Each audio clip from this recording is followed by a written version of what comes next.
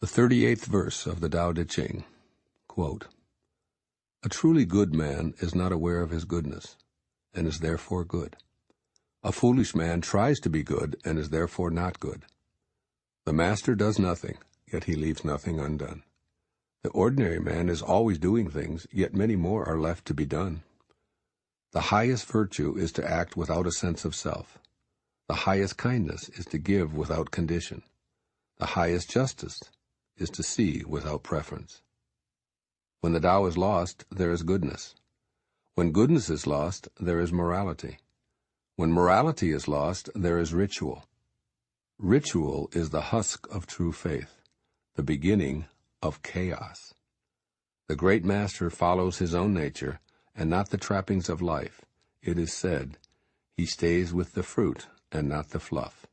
He stays with the firm and not the flimsy. He stays with the true and not the false." Unquote. Living within your own nature.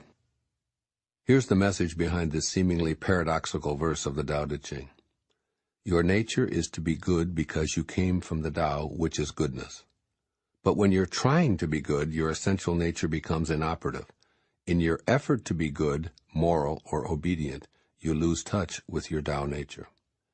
There's one sentence in this verse that I pondered for days before I wrote this essay. When the Tao is lost, there is goodness. I felt personally perplexed because it seemed so contradictory to what the Tao Te Ching was teaching. Finally, in a moment of contemplation, while I meditated on a drawing of Lao Tzu, it became clear to me, nature is good without knowing it, were the exact words I heard in my meditation. I then understood what Lao Tzu seemed to want to convey to me about this somewhat confusing 38th verse of the Tao Te Ching. Live by your essential nature, the Tao, which is oneness. It has no polarity. Yet the moment that you know you're good, you introduce the polarity of good versus bad, which causes you to lose your connection to the Tao. Then you introduce something new. You figure that if you can't be good, you'll try to be moral. And what is morality but standards of right and wrong that you try to uphold? As Lao Tzu seems to be saying to me, the Tao is oneness. It has no standards for you to follow. In other words, the Tao just is. It isn't doing anything, yet it leaves nothing undone. There's no morality. There's only the unattached Tao. It isn't right and it isn't fair, but it is essential nature, and you're encouraged to be true to your own essential nature. As morality is lost, the idea of ritual surfaces. So you try to live in accordance with rules and customs that have defined your people for centuries. But I could almost hear Lao Tzu saying, the Tao is infinite and excludes no one. Rituals keep you disconnected from the Tao, and you lose them by trying. So you rely upon laws, further dividing yourself and creating chaos for yourself. Again, the Tao just is its own true essential nature. It has no laws, rituals, morality, or goodness. Observe it and live within its nature. In other words, act without being concerned for your own ego. Give as the Tao does, without condition or trying to be good, moral, or just. Just give to all without preference, as Lao Tzu advises. I admit that living by this 38th verse may be the total opposite of what you've learned in this lifetime. It certainly represents both an intellectual and behavioral challenge for me at times.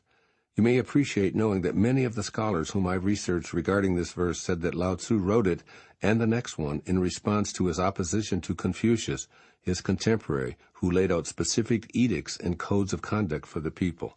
What Lao Tzu seemed to be saying to me through meditation was, trust your own essential nature, let go of all polarities, and live in the indivisible oneness that is the Tao. The dichotomies of good and bad and right and wrong, proper and improper, legal and illegal, and the like can be difficult. Just remember that when they surface, the Tao is lost. Here's some more advice for you through me from Lao Tzu. First, live in your essential nature by rejecting artificial principles. These principles in descending order are goodness, fairness, rights, and laws.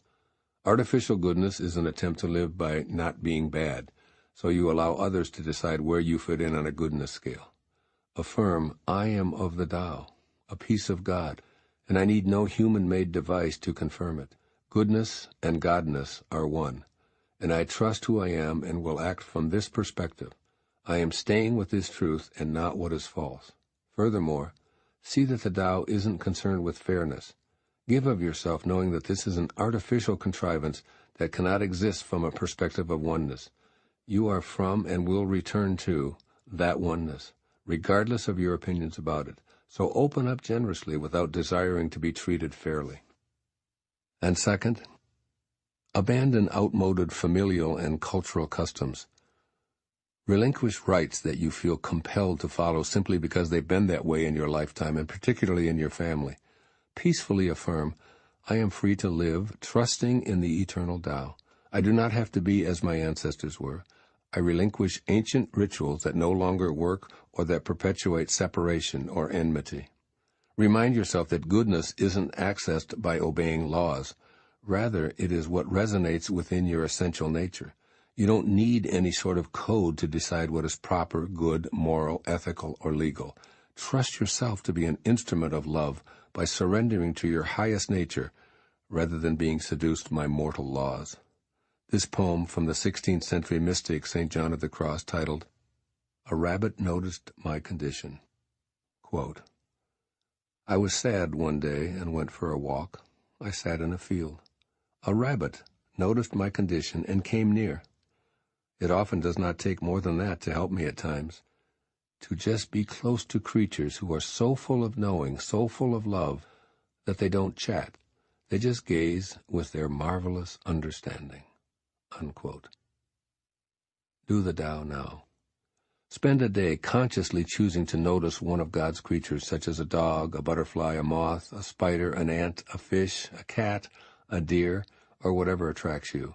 You can learn a lot from them about trusting your inner nature. They are, as the poet says, so full of knowing.